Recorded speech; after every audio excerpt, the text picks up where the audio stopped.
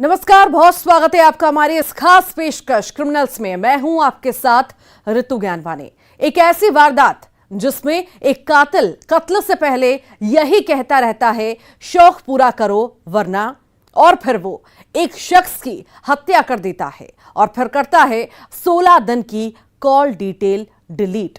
क्या है ये मामला? खुलासा बस थोड़ी ही देर में, और दिखाएंगे एक दिन की दुल्हन का इमोशनल अत्याचार। इसी के साथ ही होगा एक बेबस बेटी की दास्तां जो सिसक सिसक कर यही कहती है, पापा मुझे भी मारना चाहते हैं। इसके अलावा होगा नदी से कातिल की अरेस्टिंग। इसी के साथ ही होगी कई सनसनीखेज वारदात। एक ऐसा हत्यारा जो एक बुजुर्ग शख्स का कत्ल करता है और फिर उसका राज फाश ना हो जाए, इसीलिए वो 16 दिन की कॉल डिटेल्स डिलीट कर देता है। अब कॉल डिटेल्स डिलीट क्यों की गई ये आपको बताते हैं, क्योंकि उस कत्ल को होते हुए एक शख्स ने देख लिया। कैसे हत्यारा के चेहरे से शराफत का नकाब हटा, यह खुलासा कम चौंकाने वाला नहीं है। हैरानी की बात देखिए, वो कातिल है, हत्या के बाद थाने जाकर वारदात की रिपोर्ट लिखवाता है।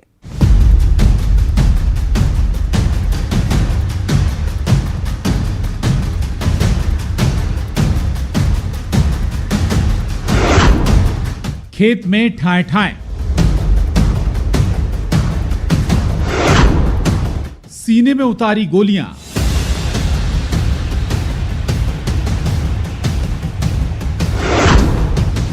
बुजुर्ग का बेरहमी से कत्ल, कॉल डिटेल डिलीट,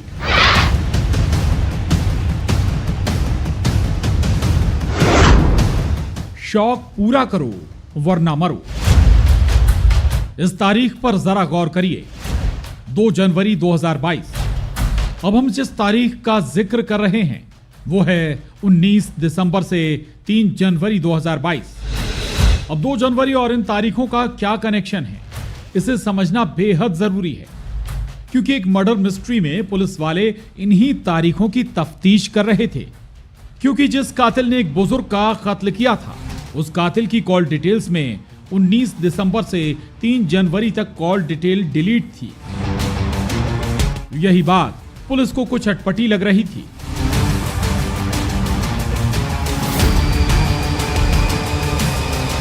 पुलिस ने उस संदिग्ध शख्स से पूछताछ की, लेकिन माकूल जवाब नहीं मिला, और फिर सबूतों और गवाह और बदलते बयानों पर पुलिस का शक उस संदिग्ध शख्स पर गया, और वो शक सही निकला। धार के रिंगनौद गांव में खेत में एक बुजुर्ग नाथूराम की गोली मारकर 2 जनवरी को हत्या की गई थी। नानूराम पिता अंबाराम पाटीदार 75 वर्ष का था, अपने खेत के ऊपर कार्य कर रहा था और उसको फायर आर्म्स के द्वारा चोट लगी थी और यह घटना घटी थी। तो अब इस वारदात का खुलासा करते हैं, कातिल कौन है। उससे पहले यह बताते हैं ये वारदात कैसे हुई। 2 जनवरी को खेत में 75 साल के नाथूराम पानी देने के लिए गए थे और फिर खाट पर उनकी लाश मिलती है। कट्टे से गोली मारकर उनकी हत्या की गई थी। नाथूराम के बेटे राधे श्याम ने हत्या की रिपोर्ट दर्ज कराई, लेकिन अभी भी इस हत्या के पीछे की वजह साफ नहीं हो रही थी। फिर लोगों से पूछताछ हुई और पुलिस को एक गवाह मिला, जिस चश्मदीद ने पहले तो दहशत के मारे कुछ नहीं बताया, और फिर पुलिस ने जब उसे विश्वास में लिया तो वो राज बाहर आया, जिसमें जिस कातिल का नाम सामने आया वो कोई और नहीं, मृतक नाथूराम का बेटा राधे श्याम ही निकला। पुलिस के द्वारा इसमें तमाम साक्ष्यों का संकलन करने के लिए आसपास वालों से भी पूछताछ की, लोगों को विश्वास में भी लिया गया, और घटना घटित होने का जो टाइमिंग था उसके 1 आध घंटे पहले के बारे में कुछ स्पष्ट रूप से जानकारी नहीं आ पा रही थी। उस एक घटना के बारे में पुलिस के द्वारा पूछताछ की तो कुछ साक्षियों के लिए और कॉल डिटेल्स के आधार पर कुछ नाम सामने आए। उसमें से एक संजय नामक युवक का भी नाम आया था।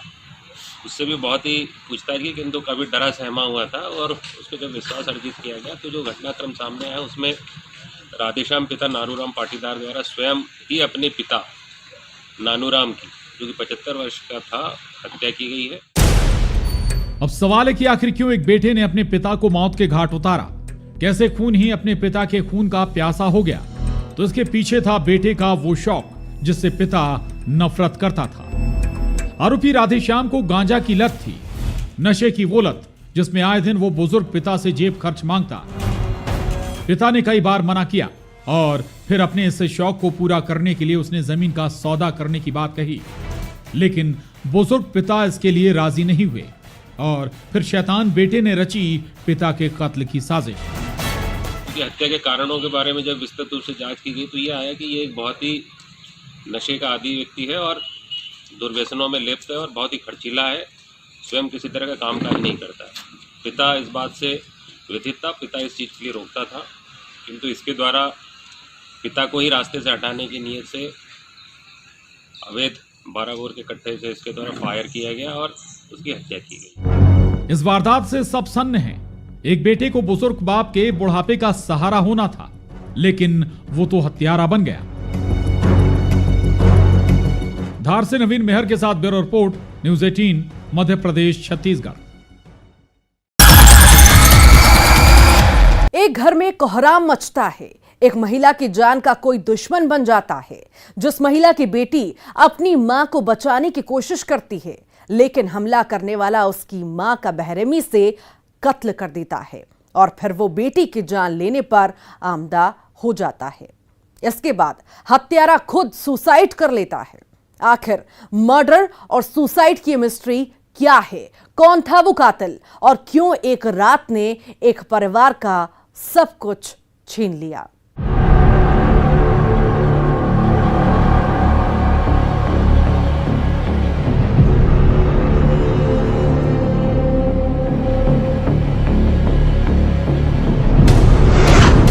कुल्हाड़ी के 6 वार।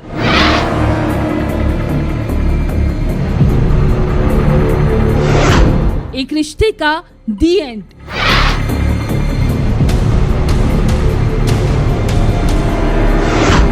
पहले मर्डर फिर सुसाइड।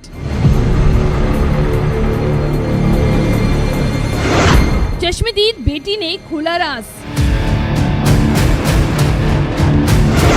पापा मुझे भी मारना चाहते थे।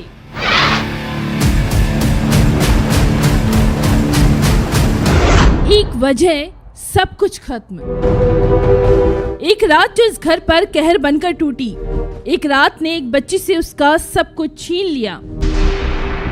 पुलिस वालों को उसी रात की वो खौफनाक दास्तां बताते हुए लड़की सहम जाती है। आंखों में दहशत साफ देखी जा सकती है, जो बस यही कह रही थी, वो मुझे भी मारना चाहते थे, लेकिन मैं जान बचाकर भाग गई। और उसके बाद वो गुमसुम हो जाती है। जिस घर में उसके माँ की लाश पड़ी थी, जिस घर में उसके पिता की भी लाश पड़ी थी, और इस वारदात ने एक बेटी को जिंदा लाश बना दिया। जिस समय ये वारदात हुई तो 2 बच्चियां, इनके कुल 4 बच्चे हैं, जिनमें से 2 बच्चियां इनके घर में थी, जो कि जब ये घटनाक्रम हुआ तो निश्चित तौर पे छोटी बच्चियां थीं। घबराहट में वो वहाँ से फिर पड़ोस के घर में भाग के गई थी और पति पत्नी की इसमें दोनों की उसमें मृत्यु हुई। बड़वानी के पाटी थाना इलाके के कुंभ खेत में जो हुआ वो दिल दहलाने वाला है, जिसकी खबर सुबह करीब 9:30 बजे पुलिस वालों को मिली और रोंगटे खड़े करने वाली वारदात का वक्त था रात के करीब 3 से 4 बजे के बीच। उस वक्त अचानक इस घर से चीखने चिल्लाने की आवाजें आने लगी और फिर देखते ही देखते लड़की की मां के सिर पर कुल्हाड़ी से 5 से 6 वार किए गए। जिस शख्स के सिर पर शैतान सवार था, जिसने महिला की बेरहमी से हत्या की। चीखें सुनकर बेटी ने उस शैतान से अपनी मां को बचाने की कोशिश की थी, लेकिन वो मां को बचा नहीं पाई। लड़की की मां की बेरहमी से जान लेने वाला कोई और नहीं बल्कि लड़की का पिता फोफा ही निकला। उसके बाद वो अपनी बेटी की जान लेने की कोशिश करता है। बेटी जैसे तैसे अपने पिता से अपनी जान बचाकर भागती है और जब लौटती है तो इस घर में सब कुछ तबाह हो चुका था। लड़की के पिता ने सुसाइड कर लिया था। पाटी थाना क्षेत्र में एक सूचना मिली थी हमें कि एक 45 वर्षीय युवक ने अपनी पत्नी को कुल्हाड़ी मार के उसकी हत्या की है और उसके बाद स्वयं भी उसने कीटनाशक पीकर अपनी जान दे दी है, आत्महत्या की है। इसमें मूलतः पति पत्नी का विवाद था। पहले भी कई बार पत्नी इससे झगड़ के अपने मायके जा चुकी थी। अभी भी परसों ये अपने मायके से ही वापस आई थी। पुनः इनके बीच में किसी बात को लेकर झगड़ा हुआ और उस आवेश में आके इसने इसकी हत्या की। अब सवाल है कि आखिर वो वजह क्या थी जिसमें देखते ही देखते एक परिवार तबाह हो गया। तो पुलिस की माने तो पति पत्नी के बीच विवाद होता रहता था और इसी विवाद में अक्सर महिला मायके चली जाती थी। अभी कुछ दिन पहले ही महिला घर लौटी थी। रात में पति पत्नी के बीच विवाद हुआ और उसके बाद सब कुछ खत्म हो गया।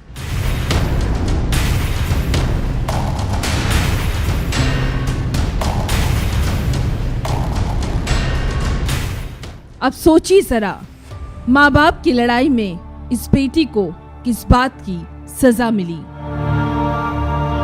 बड़वानी से पंकज शुक्ला के साथ bureau report, news 18 Madhya Pradesh Chhattisgarh. और इसी के साथ ही यहां रुक रहे हैं एक छोटे से ब्रेक के लिए।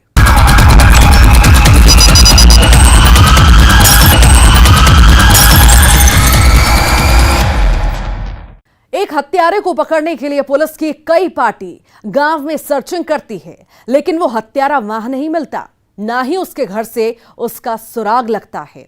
और फिर पुलिस वालों को क्लू मिलता है, वो कातिल जंगल में छुपा हुआ है।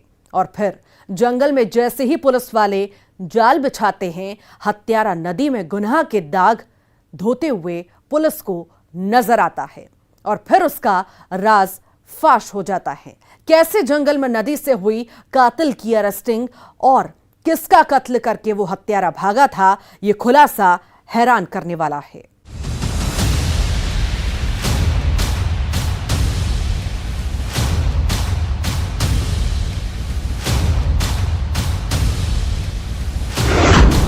नामचीन व्यापारी की हत्या। नदी से कातिल की अरेस्टिंग।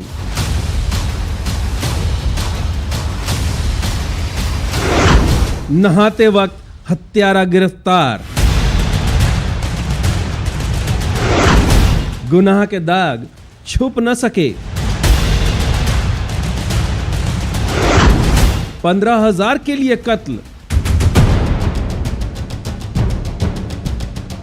इस हत्या की वारदात से इस इलाके में सब दहशत में हैं। रायगढ़ के खरसिया के नामचीन व्यापारी राजेश अग्रवाल, जो रोजाना की तरह क्रशर खदान पर गए, लेकिन उस खदान पर उनका बेरहमी से कत्ल कर दिया गया। सिर और चेहरे पर धारदार हथियार से वार करके उन्हें मौत के घाट उतारने वाला आखिर वो हत्यारा कौन था? घर वालों की माने तो उनकी किसी से कोई रंजिश नहीं थी, लेकिन घर वालों ने एक शख्स पर शक जताया। अब उसी संदिग्ध की पूरे गांव में तलाश हुई, लेकिन उसकी गुमशुदगी ने उस संदिग्ध पर पुलिस के शक को यकीन में बदल दिया। न तो वह हत्यारा गांव में मिला, न ही वो अपने घर पर मौजूद था। अब सवाल था कि वो कातिल कौन है और कहां से उसे गिरफ्तार किया गया। थाना खरसिया अंतर्गत एक पास के ही गांव में राजेश अग्रवाल जी हैं, उनका एक क्रेशर था। सूचना मिली पुलिस को कि वहाँ पर उनकी बॉडी क्षतवित हालत में पड़ी हुई है। इस सूचना पर थाना की टीम वहाँ पहुँची है, एसडीओपी पहुँचे हैं। घटनास्थल का निरीक्षण से ऐसा लग रहा है कि धारदार हथियार से उनका मौत हुआ है और किसी ने वार किया है। इस केस में पुलिस की कई टीम काम कर रही थी, सब जगह सर्चिंग जारी थी और फिर वो हत्यारा पुलिस को बानी पाथर के जंगल में मिला, जो जंगल की नदी में अपने गुनाह के दाग को धो रहा था, जिसने अपने खून से सने कपड़ों को धोने की कोशिश की।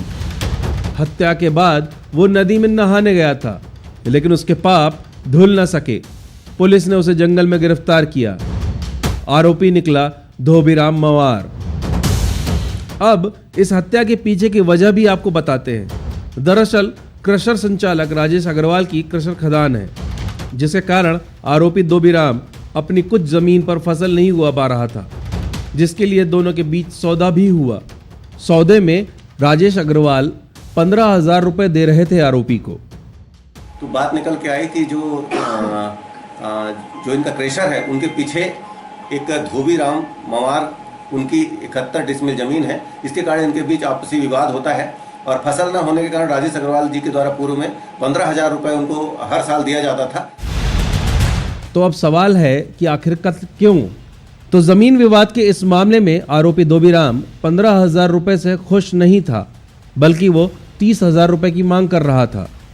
ये जो धोबीराम मजवार है वो ज़्यादा पैसे की मांग कर रहे थे कि 30,000 दिया जाए, और भी इनके बीच रंजिश थी, और इसी बात को लेकर वो आज मौका देखते ही कुल्हाड़ी लेकर आया और राजेश अग्रवाल जी के ऊपर ताबड़तोड़ वार किया है, और मौके पर इनकी मौत हुई है। इसमें हत्या का मुकदमा दर्ज कर लिया गया है और धोबीराम मजवार को गिरफ्तार करके न्यायिक रिमांड में भेजा जा रहा है। पुलिस की माने तो इसे लेकर कई बार आरोपी का मृतक से विवाद भी हुआ। धोबीराम अच्छे से जानता था व्यापारी राजेश अग्रवाल कब खदान पर आता है, और फिर उसने तैश में आकर मौका देखकर राजेश की हत्या कर दी और फिर जंगल में जाकर नदी में गुनाह के निशान मिटाने की कोशिश की, लेकिन निशान मिट न सका। रायगढ़ से युगल तिवारी और संजय मानिकपुरी के साथ bureau report, news 18 Madhya Pradesh Chhattisgarh. हिंग लगे ना फिटकरी और रंग भी चौखा। यहां एक ऐसे ही कारोबार की बात हो रही है जिसमें उस गैंग के लिए जज्बात की लूट में मुनाफा ही मुनाफा था, जिसमें मेहनत की जरूरत नहीं, बस मुखौटे पहनते होते थे। कौन दुल्हन की बहन बनेगा, कौन मां और कौन भाई, पूरी स्क्रिप्ट तैयार रहती और डायलॉग डिलीवरी ऐसी की शिकार होने वाले को पता तक न चले, और फिर दुल्हे राजा कहते शादी करके बुरे फंसे रे बाबा। एक दिन की दुल्हन वाली गैंग आपके भी होश उड़ा देगी।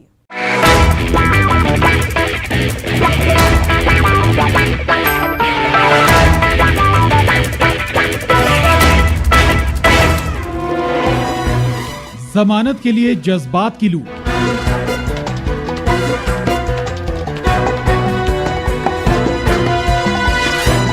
लग्न में लागत कम, मुनाफा ज्यादा।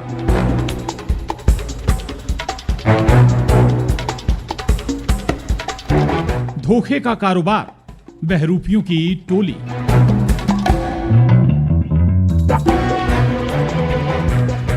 दुल्हन चली खाली करने तिजोरी।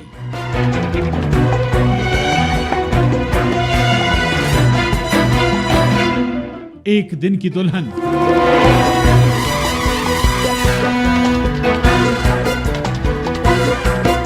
तेरा इमोशनल अत्याचार।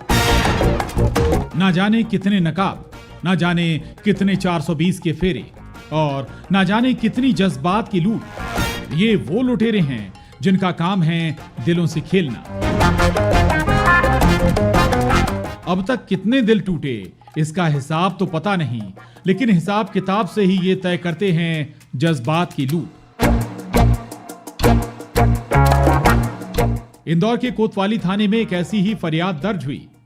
फरियाद दुल्हन के इमोशनल अत्याचार की। फरियाद एक पति की जो आने वाले नए साल में ना जाने नई जिंदगी के कितने ख्वाब सजा चुका था, लेकिन हम सफर ऐसा सदमा देगी जिसने फरियादी रवि के होश ही उड़ा दिए।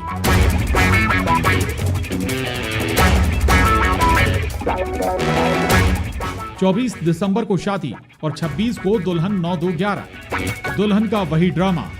तो अब तक आप समझ ही गए होंगे कैसे शादी के नाम पर धोखे का कारोबार किया गया, जिसमें जज्बात के लुटेरों को मेहनत कम और मुनाफा ज्यादा होता है। कैसे हुई ये फरेब की डील, सुनिए जरा। थाना कोतवाली में नारथोड़ा के निवासी रवि सिंह द्वारा सूचना दी गई कि उसके साथ एक महिला उससे दिनांक 24/12 को शादी करी और 26 को वो घर से चली गई। उसके साथ ऐसा उसे पैसा पता चला कि उसने 75,000 रुपये दिया था, और शादी का झांसा देके जो दुल्हन है वो लुटेरी बनके उसका पैसा ले गई और उसको पता नहीं चला। सेहरे में सजने को बेताब रवि, जिसने अपने दोस्त से शादी की बात कही और फिर 24 दिसंबर को शादी हुई। 90,000 रुपए की बात हुई, लेकिन फिर शादी में 75,000 में डील। सही सुना आपने, ये लुटेरों के लिए डील ही थी, जिसमें लुटेरी दुल्हन के हिस्से सिर्फ 10,000 ही आए। बाकी गैंग के दूसरे साथियों ने बंटवारा किया। तो अब देखिए कैसे खेल हुआ। एक महिला बनी दुल्हन की मां, दूसरी बनी फर्जी बहन और दुल्हन उसने अपनी पहचान ही बदल दी, यानी नाम बदल कर खेला गया शादी का ये खेल। उसको बताया गया कि एक लड़की है जिसका इन्होंने 90,000 रुपये मांगा और 75,000 में इनकी बात हुई थी। उसके बाद इन्होंने एक रेशमा नाम की लड़की दिखाई। वो रेशमा के नाम से ही जानता था, रेशमा पटेल के नाम से। शादी होने के बाद जब पता चला कि वो लड़की चली गई, उसके बाद जांच के दौरान ये गड़बड़ी पुलिया के पास की रहने वाली पाई गई। उसकी उम्र 20 वर्ष है। जैसे ही दुल्हन फरार हुई तो रवि को शक हुआ, उसने रिपोर्ट दर्ज कराई और फिर पुलिस के हत्थे गिरोह चढ़ा। लेकिन अब तक कितने लोगों को इस गिरोह ने ठगा है, इसकी तफ्तीश जारी है। इस केस में जब दो महिलाओं से पूछताछ हुई तो पता चला उनके पति एनडीपीएस के केस में जेल में बंद हैं और जमानत के लिए जज्बात की लूट की गई। अभी तो इन्होंने यही हमें बताया है पूछताछ में कि चूंकि हमारे दोनों के पति बंद थे और वकील साहब द्वारा जो फीस मांगी गई थी उसके लिए हमारे द्वारा ये किया गया, लेकिन ये कृत्य इतना आसान नहीं होता। इनके द्वारा पूर्व में भी क्योंकि कम मेहनत इसमें ये पैसा ले लेते हैं और धोखा दे देते हैं, इस आधार पे लगता है कि इनके द्वारा पूर्व में भी ये घटनाएं की गई होगी। हालांकि पुलिस वालों का कहना है कि ऐसे बहाने अक्सर ये गिरोह बनाता है, जिस काम में गिरोह को ज्यादा मेहनत की जरूरत नहीं, बस शिकार को देखकर ये शिकार करते हैं। तो इस इमोशनल अत्याचार और दिल, जज्बात, भरोसे को लूटने वाले गिरोह की तफ्तीश जारी है। आखिर अब तक कितनी तिजोरी हुई खाली। इंदौर से विकास सिंह चौहान के साथ bureau report, news 18, Madhya Pradesh, Chhattisgarh. और इसी के साथ ही हमारी इस खास पेशकश क्रिमिनल्स में आज के लिए इतना ही। मुझे और मेरी पूरी टीम को दीजिए इजाजत। नमस्कार।